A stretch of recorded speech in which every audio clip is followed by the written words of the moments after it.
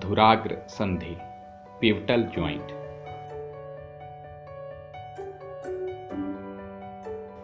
गर्दन और सिर को जोड़ने वाली संधि धुराग्र संधि है।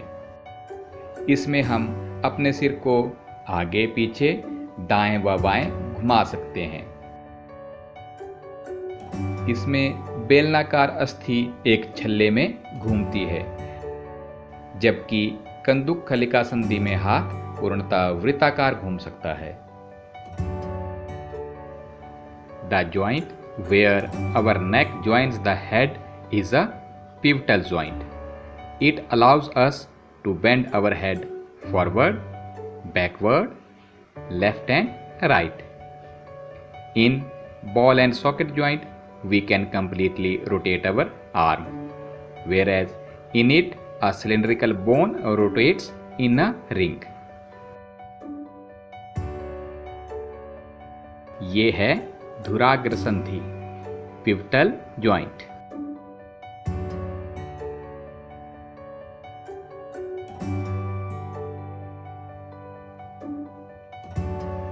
घर के दरवाजों को बार बार खोलिए और बंद करिए।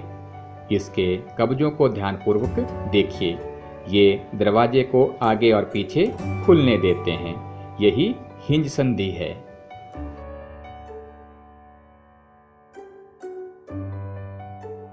कागज या गत्ते को मोड़कर बेलनाकार बना लें।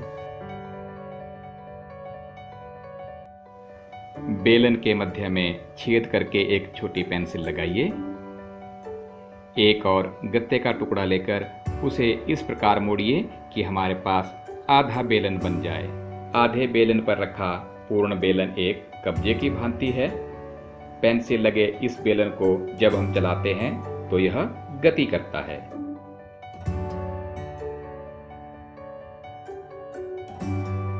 हिंज एक ही दिशा में गति देता है। कोहनी में भी हिंज संधि ही होती है, जिससे केवल आगे और पीछे एक ही दिशा में गति हो सकती है।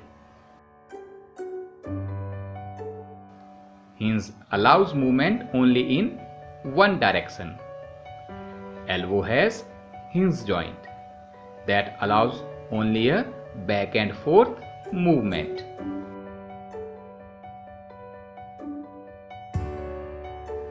ये है घुटने की हिंज संधि।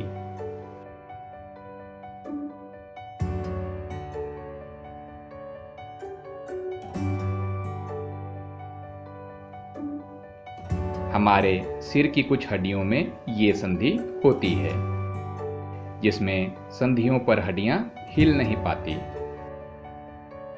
जब हम अपना मुंह खोलते हैं तो हम अपने निचले जबड़े को सिर से दूर ले जाते हैं, पर हम ऊपरी जबड़े को नहीं हिला पाते।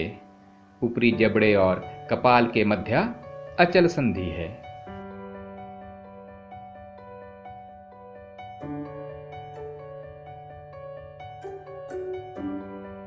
The bone cannot move at these joints. When we open our mouth, we take our lower jaw away from head, but we cannot move our upper jaw. Upper jaw and head has fixed joint. कंकाल, skeleton. शरीर की सभी हड्डियां मिलकर शरीर को आकार देने के लिए एक ढांचे का निर्माण करती हैं, और इसी ढांचे को हम कंकाल कहते हैं।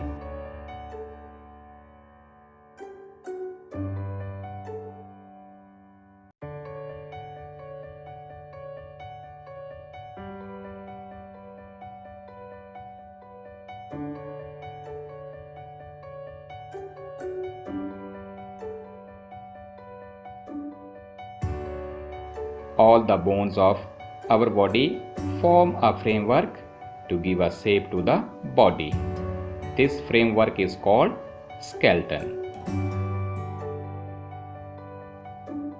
बच्चों, हमें अपने शरीर की हड्डियां ऐसे दिखाई नहीं देती हैं, पर जब हम एक्सरे चित्र लेते हैं तो हमें हमारी हड्डियां दिखाई देती हैं।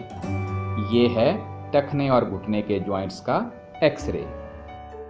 जन्म के समय हमारे शरीर में 305 हड्डियां होती हैं। बड़े होने पर यानी वयस्क होने पर ये 206 रह जाती हैं, क्योंकि इनमें से कुछ आपस में मिल जाती हैं। जरा अपने हाथ की अंगुलियों को अलग अलग स्थानों से मोड़ कर देखिए, इनमें कितना लचीलापन है। ये है हाथ की अस्थियां।